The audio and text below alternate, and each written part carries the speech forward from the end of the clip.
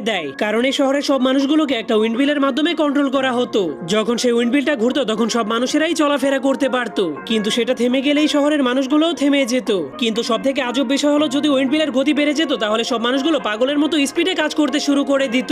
তখন তাদের স্পিড এতটাই বেড়ে যেত যে তারা এক বছরের কাজ এক রাতেই করে ফেলতে পারতো। কিন্তু একদিন হঠাৎ করে সেই উইন্ডমিলের উপরে বিজলি পড়ে যায়, যার ফলে একটা লোকের জ্ঞান ফিরে আসে। এজন্য সেই লোকটা সেই উইন্ডমিলের কন্ট্রোলের বাইরে চলে যায়, কিন্তু বাকি সব মানুষগুলো এখনো সেই উইন্ডমিলের কন্ট্রোলেই ছিল।